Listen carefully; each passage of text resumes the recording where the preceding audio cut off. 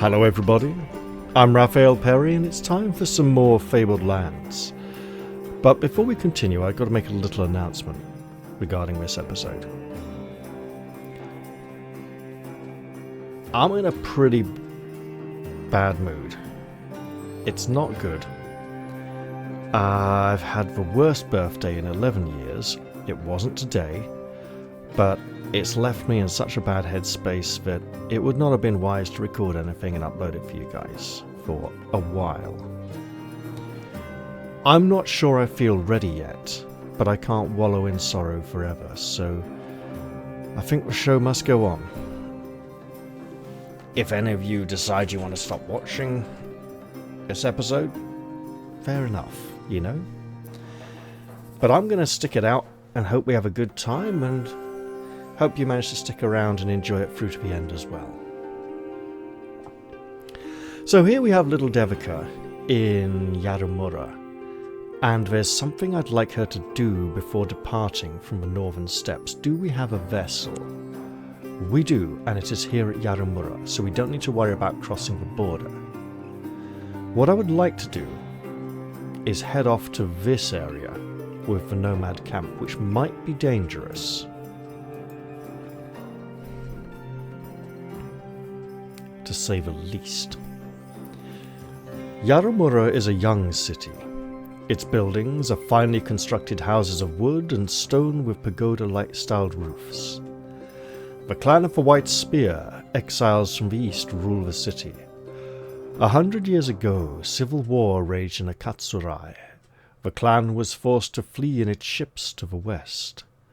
Unable to find refuge in Saqqara, the clan founded Yarumura, the clan's fiercely loyal samurai warriors easily suppressing the local nomad tribes.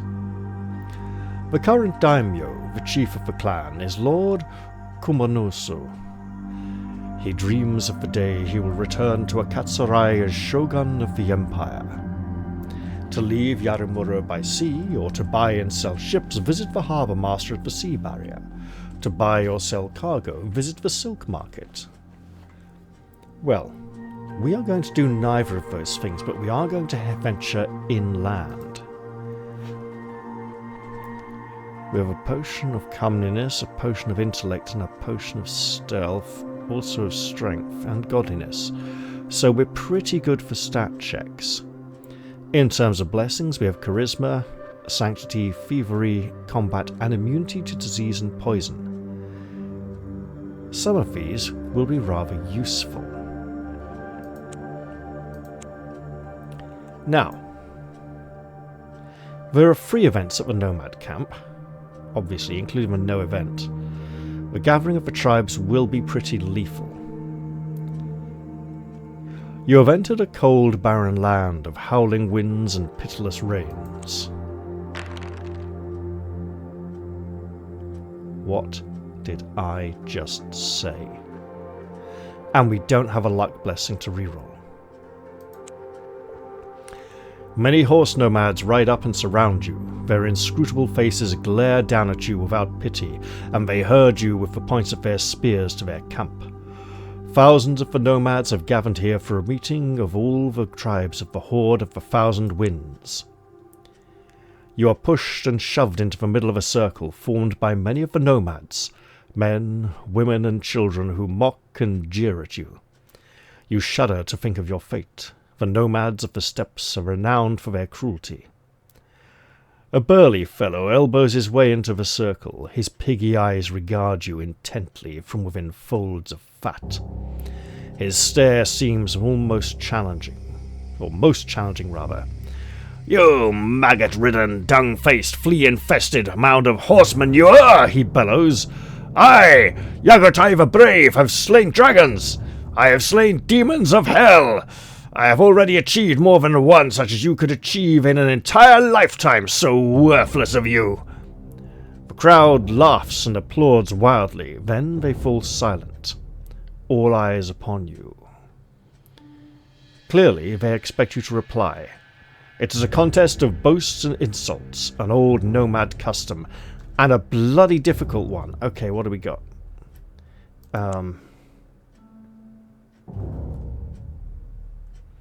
We have a potion of comeliness. We're going to drink that.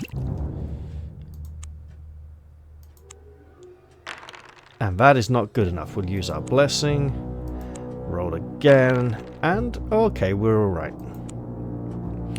The nomads are overawed by your boasts of strange adventures and tales of lands they have never seen. And you cow Yagatai with a range of insults from the gutters of cities and ports that are fresh and amusing to them. They welcome you into their camp where you are fed and looked after well. There is also a nomad market here, where we will examine the goods available and purchase none of them. Shadow Spear, tempting. But no. Now here's where things get really rough. If we go back there again and get that event again, we are likely to perish.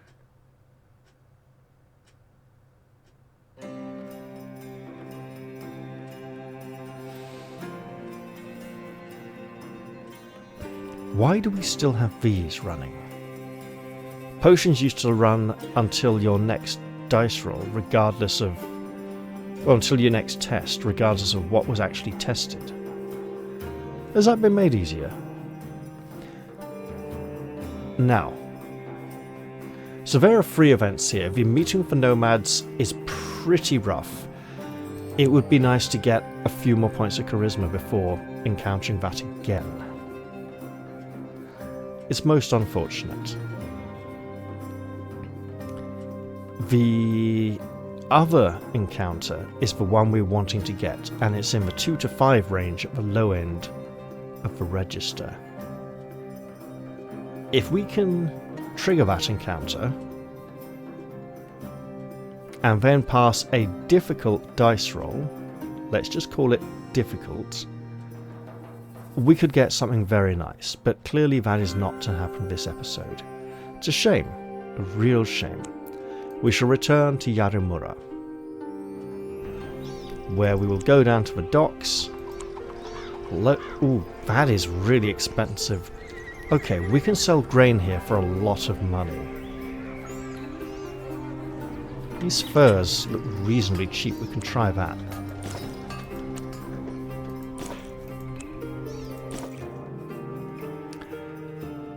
And we'll weigh anchor and set sail.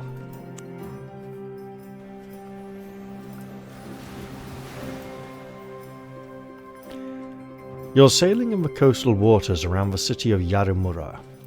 To the east, the sea stretches away to the horizon.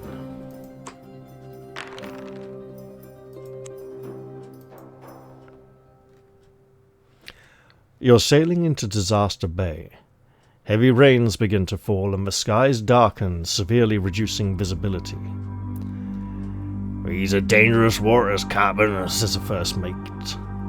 "Some people say the reefs and rocks of the bay shift and change, making a chart unreliable."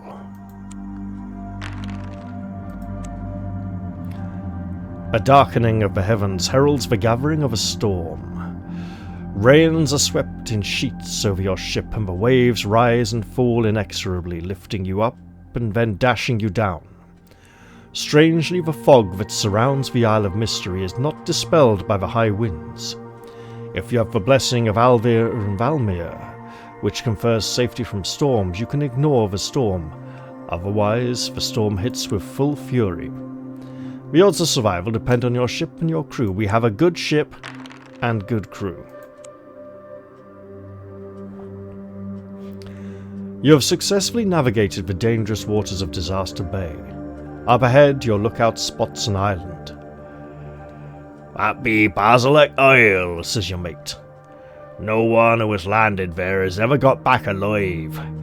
I advise against it unless you've got a map or something, Captain." No, let's sail away. You're sailing around the tip of Nerech. Out to sea, a great cloud of rolling fog tinged with an eerie greenish glow surrounds a mountain that climbs out of the mists. "That's the Isle of Mystery," says the first mate. He spits and makes a sign against evil. The men mutter among themselves. They are afraid of the Misty Isle. Let's avoid it for now, but I will probably want to return there at some point. You're sailing along the northern shores of Nerech, the land of the man-beasts. The coastline is one long stretch of cliff. The waters are shallow and rocky, making it impossible to land here. Misshapen figures cavort and yell on the cliff tops, shaking their fists in impotent rage at your ship and crew. We cannot venture to Nerech. It would be very dangerous for us. Your lookout spots a drifting piece of sodden timber. Clinging to it is a man. He is holding onto the wood with the last of his strength. His face is bearded and scarred, and he is missing one ear. You know that captured pirates are often punished in this way. The man is, or certainly was, a pirate. "Huh!" grunts your first mate. "Once a pirate, always a pirate." Let's get him out of the water still. We're not that evil. The man is hauled aboard. You find a waterproof pouch on his belt. Inside is one half of what is clearly a treasure map. The directions, however, have been written in some code you cannot understand. When the shipwrecked mariner has been revived, you have him brought to your cabin and he tells you his story. His name is Etla, once first mate to a black-hearted pirate captain called Nielm, Starhand. Nielm betrayed his crew, taking the map that showed the location of the pirate's treasure, but Etla managed to steal half the map and escape, throwing himself on the mercy of the sea. He believes that Nielm is in Yaramura. "If we can get Nielm's half, we'll know the location of the treasure. You and me, we'll be rich!" Etla gives you his half and says that he'll meet you in Yaramura when you're ready.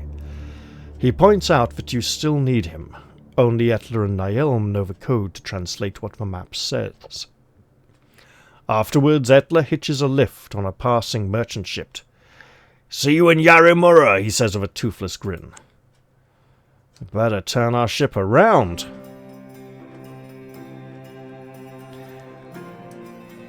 So we sail past the Isle of Mystery. Maybe we'll get another storm. No! A strange ship emerges from the fog bank. It is barely seaworthy, a floating wreck with rotting rigging and mouldy timbers, but it is the nature of the crew that draws your attention. Ghostly forms, undead pirates, spectral figures that leap and dance wielding rusty cutlasses. A tattered red pennant flies from the mist. Your crew is filled with dreads. "Ye gods," wails the first mate. "It's a ghost ship. If they catch us, they'll take our souls down into the cold, dark deeps." The spectral ship surges towards you in silent pursuit as the sun beats down, less prepared to face them. You can either sail straight towards the ghostly pirates and take the offensive, or call on the gods to repel the undead ship. We'll take the offensive. The crew nervously turns the ship about. You head straight for the ghost ship. As you draw nearer, it seems to fade away, dissolving around you as you cut through its position. It was just an illusion, presumably set here to scare people away from the Isle of Mystery. Your men give sighs of relief. They eye you with new respect. Your courage has inspired them. The quality of your crew is unchanged because it cannot go any higher. Well then. We're sailing in Disaster Bay. We have a reason to return to Yaramura. We have a storm. Oh, we weather the storm. We shall continue our journey because we have someone to meet, don't we? So, in Yaramura, we shall, I believe, explore. Yaramura's streets and plazas are cosmopolitan indeed. Finely dressed samurais swagger and strut alongside nomad traders from the plains and merchants and mercenaries from Saqqara and Golnir. This is a city where east meets west. The clan of the White Spear, however, governs it with a rod of iron. Yaramura is in a perpetual state of readiness for war, as the armies and fleets of Akatsurai constantly seek to seize the city for the Empire. Let's explore the South Sector, an option that is not normally available to us. The South Sector is a part of the city given over to visitors of the city. It is known as the Foreigners' Quarter. You find the House of Etla. Inside, you come across a grisly scene. Etla lies dead across a table. His throat has been cut. He is clutching a note in one hand. You take it and read, "To the bearer of Etla's map, meet me in Kunria, Otaku, and we'll divide the treasure. You will find me at the House of Sweet Repose. It is signed Nyelm Starhand." You leave the bloody scene, but not before making a note of this.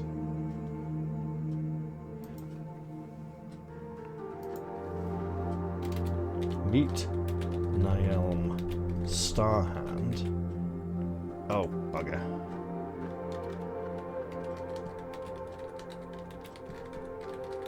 At the House of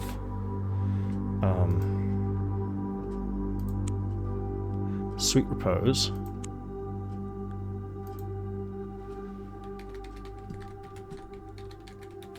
In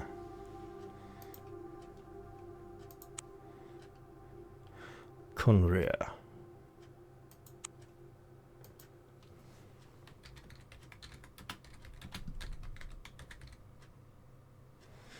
In Otaku.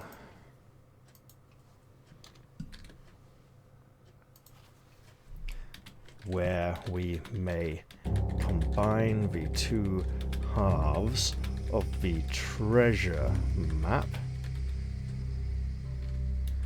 Only Nyelm knows the code and therefore cannot be trusted. He is likely to betray me and keep the treasure for himself. He is a pirate captain after all. There we go. And that was a slip that should have been a full stop. There we go. Excellent. As is that, apparently. Great. So we have two reasons to go there. We're going to visit temples, just see if we can get a blessing. Scouting.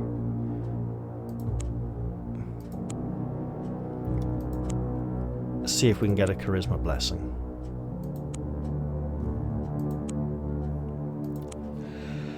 Ah, we can at the Temple of Juntoku. Excellent. We're likely to need that if we run into those nomads again. Temple of Nai.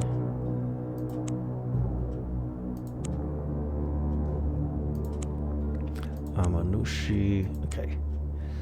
I think I will try one more time. And I hope I don't regret it. You have entered a cold, barren land of howling winds and pitiless rains. No event. Was 8 to 12, so that's 4. Yes, 4. Equal chance of each. Just high, low roll and the gap in the middle. Quite at 6 and 7. A very low gap in the middle, actually.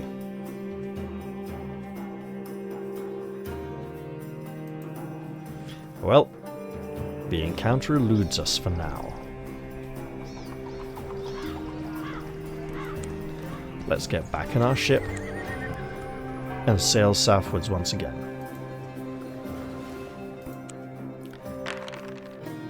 Safe sailing so far. Head towards Bazalek Isle.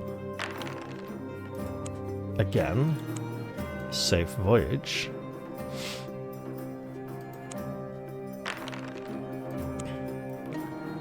And we'll keep going. The Mystery Isle may be worth visiting a little later, although our magic wand means now might be a good time.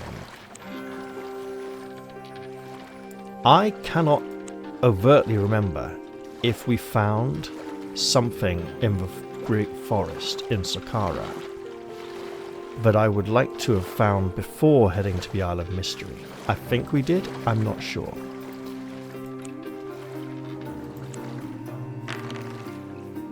Uneventful voyage, it's fine. We go south. A great white bell of canvas stretches overhead, gathering in the wind as a fisherman's net catches a shoal. "We're making good progress," observes the helmsman. "Let's hope this breeze doesn't freshen into a gale, though." You're sailing along the coast off Blessed Springs. Gulls cluster around the ship looking for food. Their cries echo across the vast seas. A lookout spots a ship, its back broken on some rocks near the shore. The vessel will not last long before it is washed away, then let us explore the wreckage. You and some of your crew clamber aboard the wreck. You find some dead sailors amid the wreckage. Their bodies are curiously bloated. You know what the strange swellings on the dead bodies mean. They have been injected with the eggs of the curd ilk, hideous lobster-like beings of the deep. Soon the eggs will hatch and the young will feed on the bodies of the sailors. You also know that the adults never stray far from their eggs and warn your men that the curd ilk are nearby. Your warning is timely. Several horrific-looking creatures like giant lobsters, all spines and pincers, surge out of the waters. Your men, however, are ready. A battle issues. You must fight the creatures.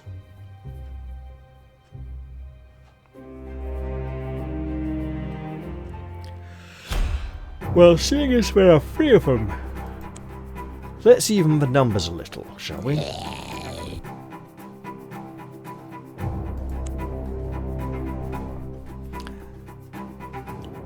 Our dead companion will defend for now, while waiting for them to approach over the broken glass. Let us curse this one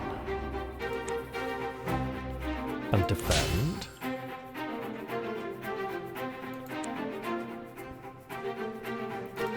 This is the one who is cursed, also slain by the gods. And now we'll attack. A bit of damage.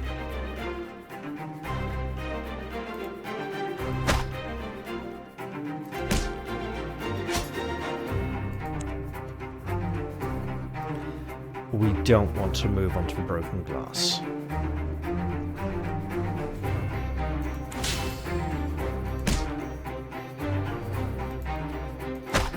There we go.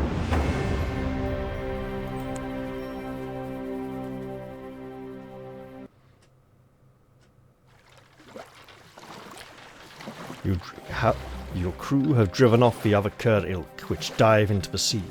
The ship was carrying 1 cargo unit of furs, which you can take if your ship has room. It does not, but we already have a hold full of furs.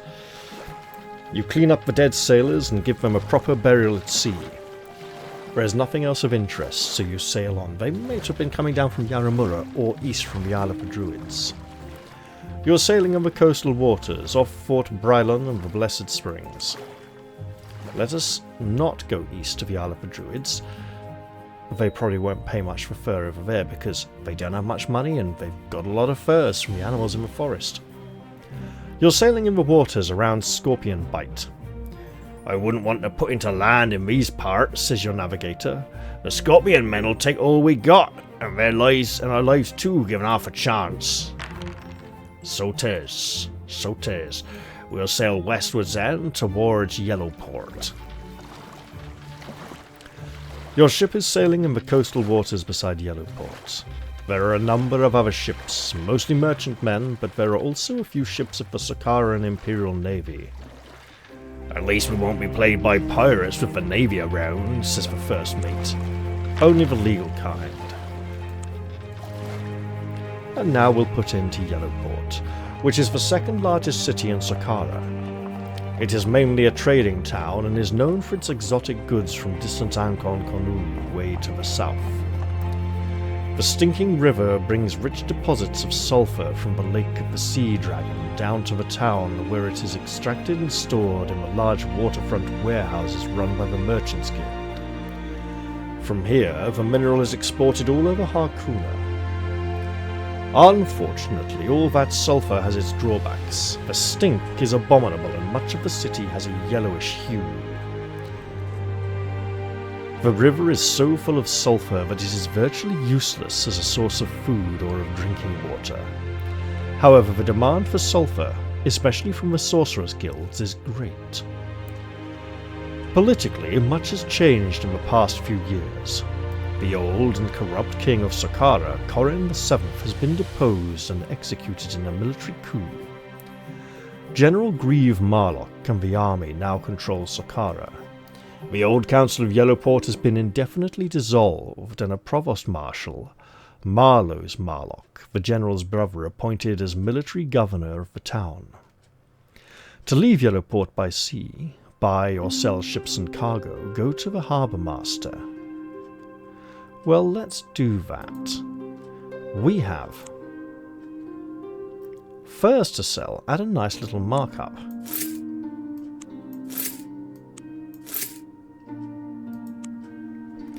Now, what should we do while we're here? Obviously, we could go to the fortress and try to remove Marlowe's Marlock from power. However, that's going to involve a pretty difficult... Oh, we might be able to do it with magic, actually.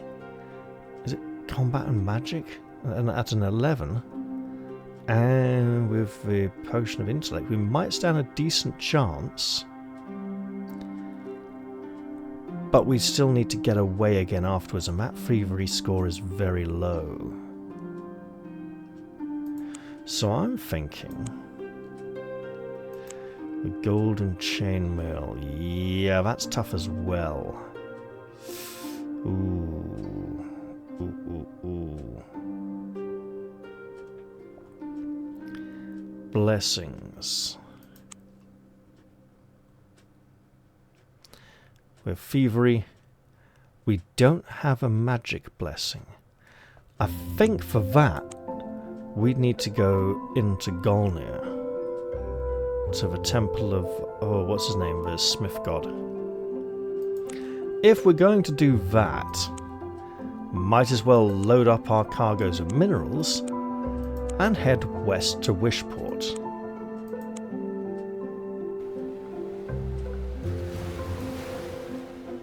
We're back here again.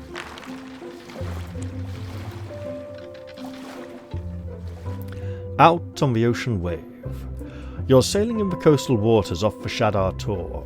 You can just see the Tor, a jumbled mass of rocks sitting on the cliff tops as it has done for 1,000 years. A merchant ship appears to be from Golnir. It keeps well away from you, no doubt fearing piracy. Your ship is sailing in the coastal waters off Shadar Tor and continues moving to the west. Your ship is sailing in the coastal waters near Marlock City. You are witness to a major sea battle involving at least 40 warships between the Saqqaran navy and a pirate fleet. Arrows fill the air and smoking fireballs are launched from catapults mounted on some of the ships. The shrieks of the dying carry across the waves. You decide it would be better not to get involved in such a conflict. Your ship is sailing in the coastal waters beside Marlock City. You notice an unusual number of Saqqaran warships patrolling the sea. Yes, they've just finished a horrific battle. The pirates are getting bolder and bolder. That's why the navy's out in force, says the first mate. Onwards we sail. Towards the sunset, or the moonset, depending on the time of day or night it is. So we've got this conversation again, hinting at something we may experience in the future, and now we're sailing in the coastal waters close to Wishport, where we truly intend to dock and sell our goods at a very high price indeed.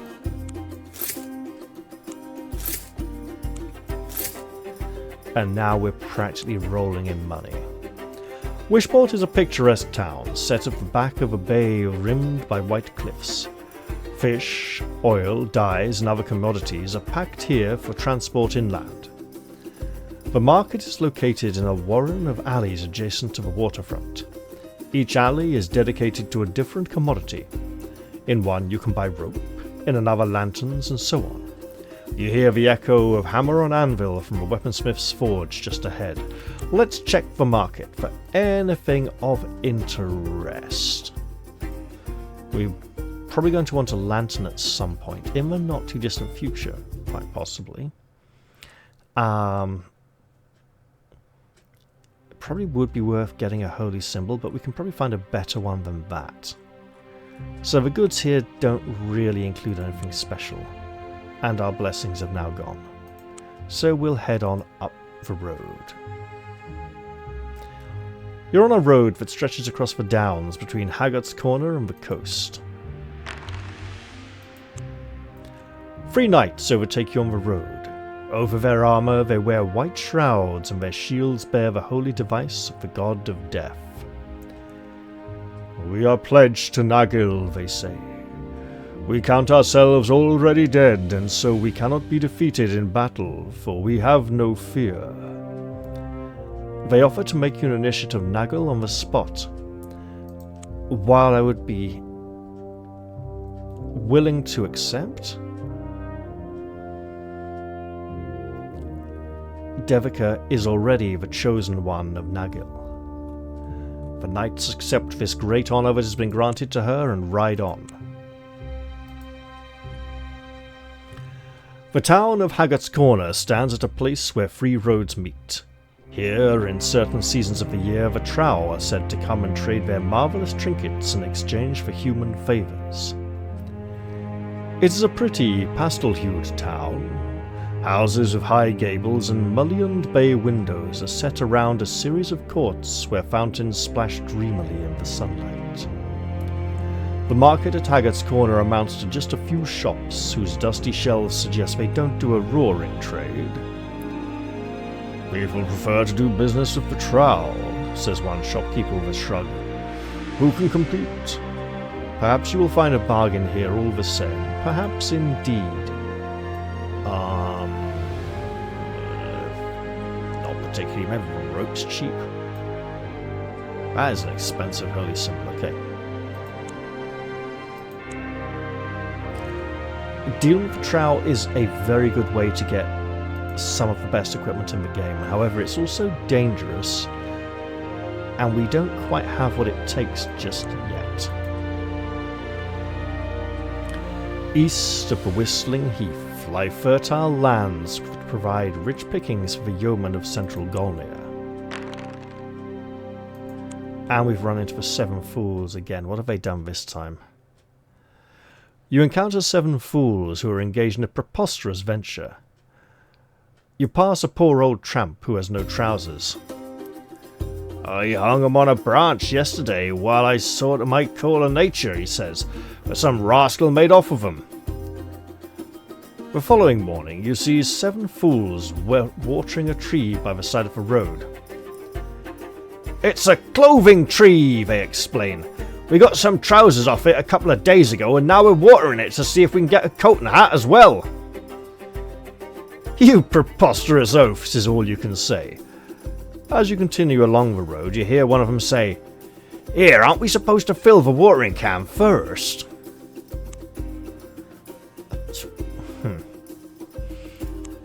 Pretty daft. Okay, we got a treasure map. It shows the Forest of the Forsaken. We're not ready to go in there yet. There's a few things we can do. Let's hold off for now and visit the Monastery of Mulhern. Mulhern is the blacksmith of the gods, famous for his cleverness and the breadth of his knowledge. Here at the monastery his most devout adherents live an austere existence, striving to honour the god through a regimen of hard physical labour combined with academic study. If you're injured, this is a good place to rest and recuperate from your wounds. I am not. The monks must first approve you in order to gain admittance. They do. Here you can rest and recuperate if injured, join in the devotional rituals, or simply travel to your next destination. I cannot seek a blessing. I pray to Mulhern. You kneel before the bare stone altar carved into the shape of an anvil. There is no effigy here to represent the god. There is no need for such a thing. Worshippers of Mulhern believe his essence can be discerned in all of creation. He is the anvil. Oh, come on! Seriously, we're going to use our sanctity blessing. That was... And we get one better. You receive the blessing of Mulhern. This allows you a second attempt to any failed magic roll. After the second roll, whether successful or not, the blessing is used up. We shall study at the monastery. You spend weeks in meditation and study. The books alone are not enough. You must also study the secret patterns of nature, says the monk in charge of the scriptorium. Here, take this. It might help you on your journey. He hands you a potion of intellect. Taking this advice to heart, you set out again on your travels. These apparently do not stack. Noted. Well, we'll head back down to our vessel once again. Seven fools. Oh, goodness. You encounter 7 fools who are engaged in a preposterous venture. The 7 fools are building a fence around a tree where a cuckoo is nesting. When you ask why, their explanation is that the song of the cuckoo tells them it is time to stop sowing the crops. If we keep the cuckoo penned up all year, we'll be able to get in 2 or even 3 harvests, won't we? Just as he says that, the cuckoo flies off. The 7 fools scratch their heads. We'll have to build it higher next year, says one. Maybe we could get a grappling hook up on that cloud, suggests another, but by the time you're sort of sauntering away, shaking your head. I wonder if that would have played out differently if we actually had a grappling hook on us. Back at Haggart's Corner, we'll follow the road southwards towards Wishport. We meet the Knights of Nagil again, and they count themselves blessed, having met the chosen one of Nagil twice in recent succession. I'm not going to bother loading up the ship. We got a decent amount of money. Let's set sail.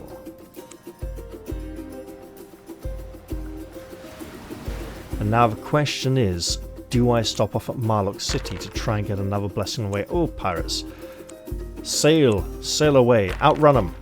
Yes, good. I think I'll just sail back to Yellowport and end the episode there. Because I haven't had the best of luck tonight. And I don't fancy pushing my luck. It'll only get worse. That being said, I had a very nice time this weekend before my terrible birthday. I got to go to Fighting Fantasy Fest 5 and I met both Dave Morris and Jamie Thompson. Names which may be familiar with a number of you Fabled Lands fans, and if not, I'm going to save the game. Oop. And go back to the main menu.